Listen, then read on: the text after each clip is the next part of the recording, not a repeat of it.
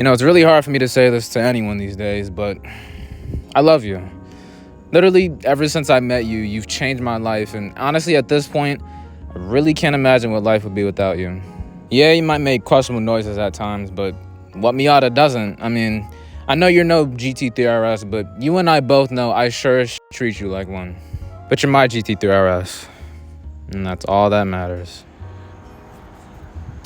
Well, you heard the man. You know, this car really has changed my life, and you know, the bug that is enthusiast cars and the lifestyle that comes with it has definitely bitten me by this point. And in the 10 months I've had this car, like, what the fuck, I've already had you for 10 months already. In the 10 months I've had this car, it's been such a transformative and rewarding experience for me. And honestly, it's done what any reliable car should do. It's been there for me. So, with all that being said, in this video, I like to go over what it's been like to own my 2019 Mazda Miata. What the? Yes, the Miata is always the answer, but you knew that already.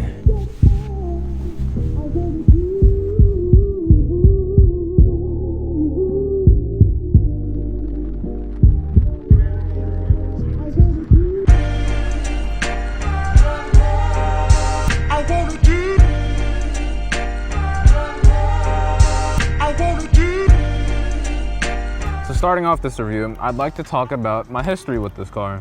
Over the years, I've had quite an unrealistic and lengthy list of cars that I wanted to own, and funnily enough, this car has always been on that list.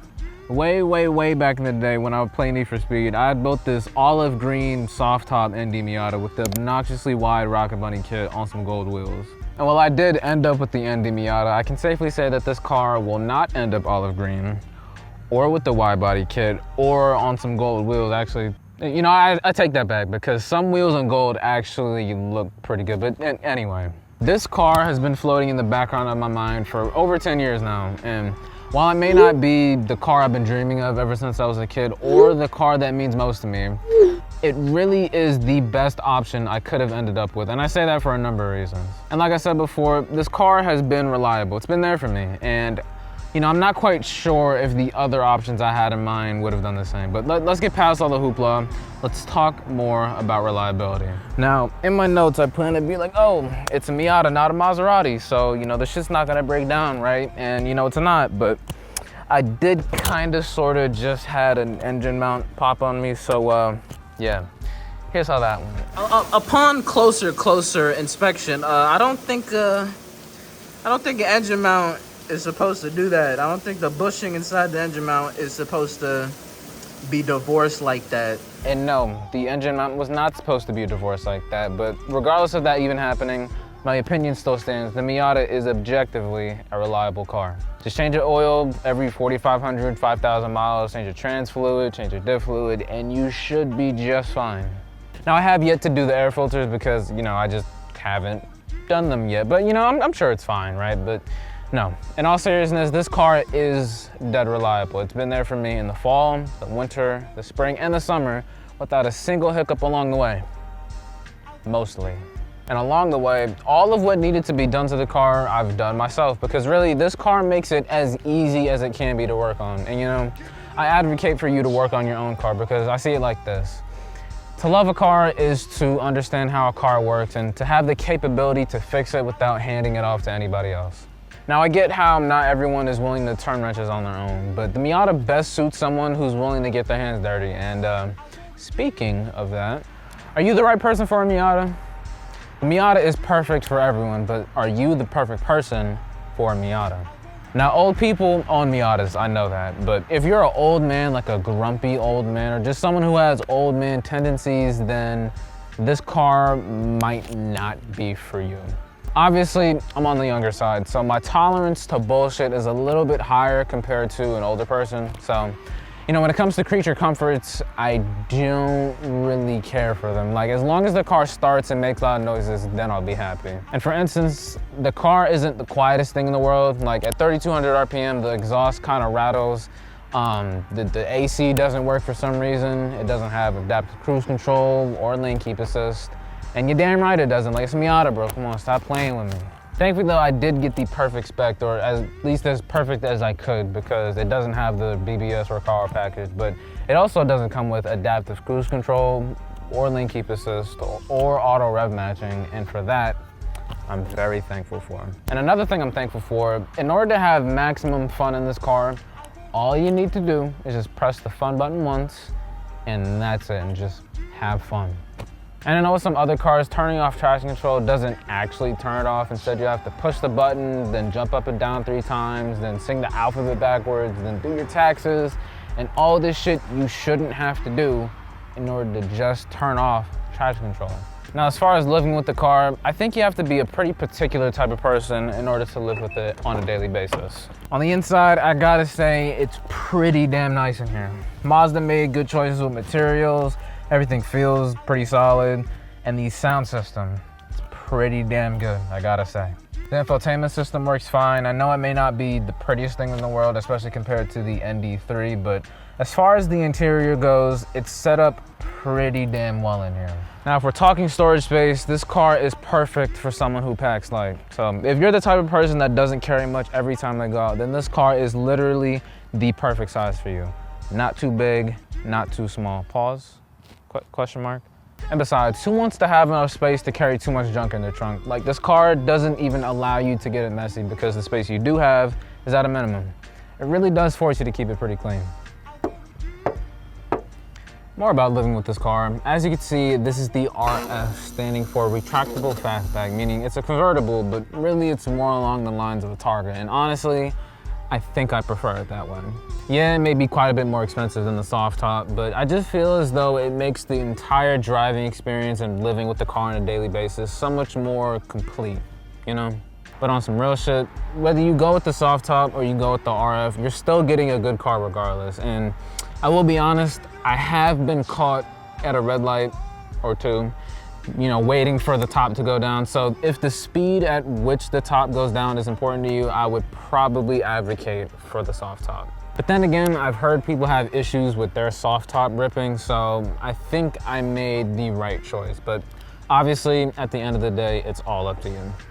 Now, in one of my previous videos that you probably didn't see, I was comparing the ND Miata to the 8.6 chassis, so the old FRS, old BRZ, and the new GR86 and new BRZ. And very briefly summing it up, the ND is the perfect go-to car if you're just trying to have fun straight from the factory, but the 8.6 chassis is perfect for just going fast, but also going sideways, but also going fast sideways. But beyond comparing the ND to the 8.6, the Miata often gets compared to the AP2 S2000, and in my opinion, the AP2 S2000 is the cooler car, and it's probably the better car too.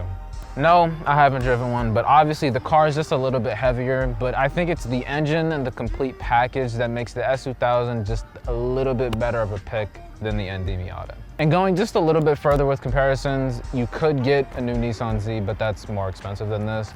You could get a Supra, but that's even more expensive than this. You could get a WRX, I guess, but that's not even rear-wheel drive. So when it comes to the quintessential rear-wheel drive lightweight sports car, brand new off the factory, there's really no better car than the ND Miata.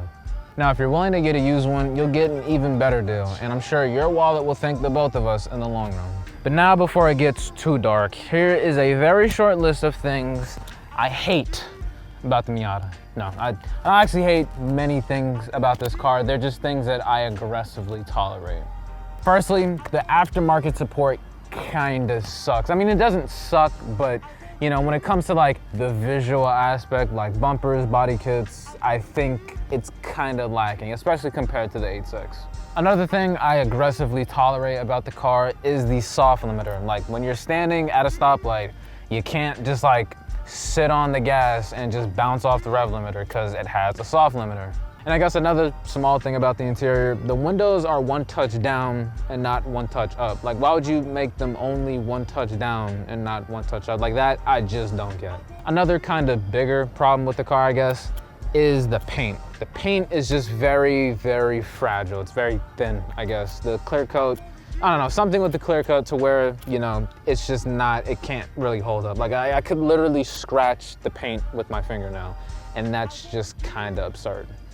But finally, moving on to body roll. So when it comes to the driving characteristics of the Miata, it's obvious that one of the big things that you feel when driving the car is body roll.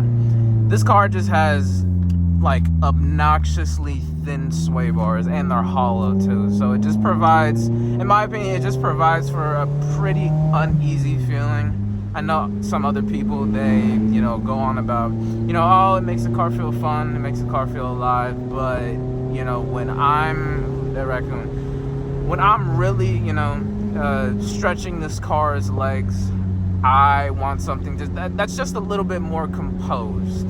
But regardless of that, this car is bliss. Like, there's no other words to describe it. And honestly, there's not enough words to describe just how this car feels and how this car makes me feel. A couple of days ago, I went to the spot I usually go to film at, and there was this very nice dude with a Tesla Model 3 Performance, and he was just asking me, we had a long conversation about Miatas, and he was talking about how he had an NC Miata, and one thing I had said to him was, this car, it's really a privilege to drive this car, because it was really a privilege to drive and own this car, but it's a privilege because any other car on the road is automatically like twice as heavy, you know, 2.5 times as heavy. So it's really a privilege to be driving what is most likely the lightest car on any road that you'll be driving on. Another big aspect of driving this car and how this car feels to drive, as you can see right there, it says communication. This car is great at communicating what's going on. A lot of the time, you know, with cars, it's just everything feels so numb, and I'll touch on that with the steering, but I feel so much through this car, and it's obviously, you know, it's kind of hard for me to tell you how much I feel, you know, through the steering wheel and through the seat, but, you know, just slight bumps in the road, you know, if you're taking like a cambered corner, you feel everything. And while, yes, this is a rear-wheel drive car, this is probably the most confident I've ever been with driving, because this car just, it lets me know exactly what's going on.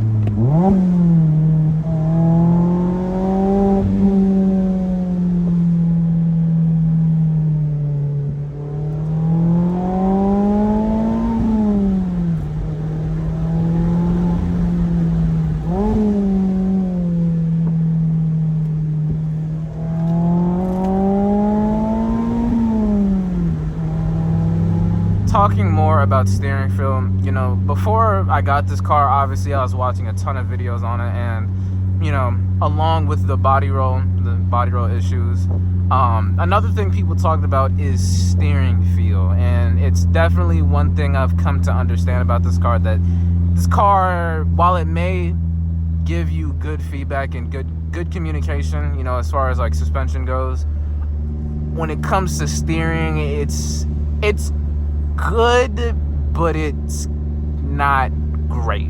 And that's one thing I definitely wish could be better about this car. I know Flying Miata, either Goodwin Racing or Flying Miata, has an alignment specs. They have their own alignment specs to try and make the, you know, steering feel just a little bit more direct, a little bit more lively. But, you know, through the many, you know, toge runs I've done in this car, yeah, the steering is good, but it could be better.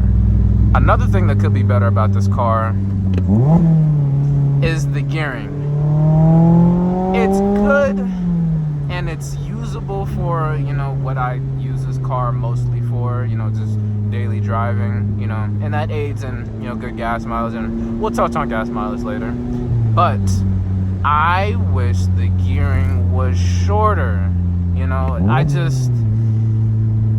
there are a lot of times where I'm, you know, ripping on it, and I can't, like I said in one of my previous videos, I can't do the Takumi Fujiwara where I'm, you know, 5, 4, 3, 2, you know, just swapping through gears. I can't really do that because there's a lot of space when you are in each gear, if that makes sense, because of the gearing being so long. Yes, it may help when it comes to getting good gas mileage, but if I wanted to get a car that got good gas mileage, then I probably would have gotten a Prius. And I guess I'll be the first to tell you, a Prius is definitely no Miata. I'll tell you that.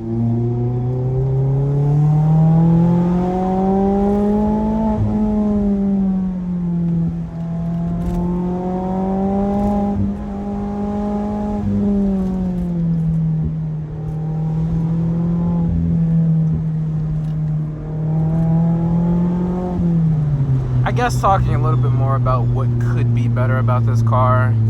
I wish the brakes felt a little bit better. Like, I know that they're fine, really, but I just wish they had just a tad bit more bite. But obviously, that's something you could upgrade. Going to, a little bit more aggressive of a brake pad, or just changing rotors, or like actual braking feel through the pedal. Someone had fun right there. Actual braking feel through the pedal. You could get a monoblock caliper, and obviously, well, not obviously, but a monoblock caliper provides for a stiffer feel instead of like a two-piece caliper. But like I mentioned before, this car, while yes, it is a Miata, it is objectively the most fun car on the road at all times, unless you're on the road with like an RX-7. But anyways, the Miata is a fun car, but it being a modern car, you have to worry about things like gas mileage and whatnot. And currently I'm averaging 32.9 miles per gallon. Don't mind the fact that I do need to get gas, but never mind that. I'm averaging 32.9 miles per gallon, and like, that's pretty good. Like, that's actually really good in my opinion, especially for being what is a performance sport car. This car, the goal of this car isn't necessarily to get good gas mileage, yet it does. But I will be honest, there are times where I'm resetting trips just per month, and if you're not driving like a maniac, you'll be averaging anywhere from 35 to maybe 38, like upper 30 miles per gallon range. But if you're driving how I drive sometimes, like a kid in a candy store, you'll be averaging like high 20s. That's what you'll be shooting for. If you drive like a maniac, you'll get around 29, 28 miles per gallon. But honestly though, one thing that I really do love about this car, it's like, this car is with the shits at any time. If you're just trying to chill, if you're just trying to relax and cruise, you can do that. But if you're trying to turn it up a little bit, without dropping my phone, if you're trying to turn it up a little bit, you can do that. And it's with you at all times. Like, if you're trying to turn up the heat, it can do that. If you're just trying to settle down, go into fourth gear, cruise at 2,500 RPM, and just cruise, you can do that. This car is for any situation. Just like don't take it while it's like snowing. Well, actually, maybe more on that later. Now, as far as power goes, you have to realize it is a Miata.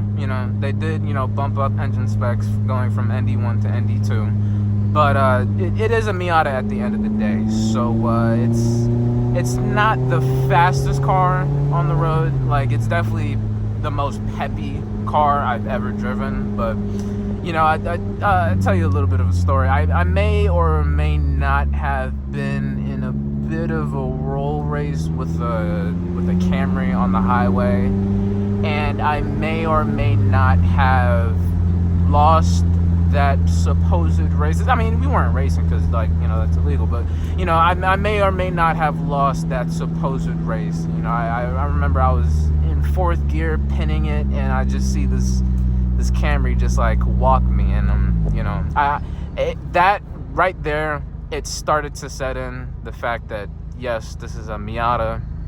This is not a Charger like that. This is a car meant for cornering, not for straight line speed. Adding on to the power this car makes, it's evident obviously that it doesn't make a lot, but I will admit it's like I said, it's a peppy car. But you know, in a world, but yes, in a world where, a lot of performance-oriented cars are making twice as much power as this thing makes, I wouldn't say it gets old, but it's like a sandwich. You could have the same sandwich every single time you want to go out and eat, but a little bit of seasoning would be nice. And speaking about seasoning, when it comes to automobiles and motorsports, I think I'm pretty well seasoned. Beyond my love for superheroes, beyond my love for music, beyond my love for art and fashion, I've always been a motorsports guy. From watching Lightning McQueen winning the Piston Cup, to watching Jeff Gordon racing NASCAR, to watching James Stewart winning Supercross races, and now to finally watching Keiichi Tsuchiya ripping the Mountain Pass. And I take great pleasure knowing that this car, this 2,500-pound hunk of metal, is allowing me to feel that same sort of rush, that same sort of spark as those legends did. And I can't deny the fact that, yes, I did want a different rotary-powered car, but in our reality, the Miata is the perfect first car I could have ended up with. And as I said in the beginning, this car has really changed my life in ways that I probably can't even understand right now, but I'm just so eternally grateful to Mazda for even deciding to make this thing in the first place. So from the bottom of my vacant heart, thank you, Miata, and thank you for watching. I hope you enjoyed the video, and I'll see you in the next one. The Miata is always the answer.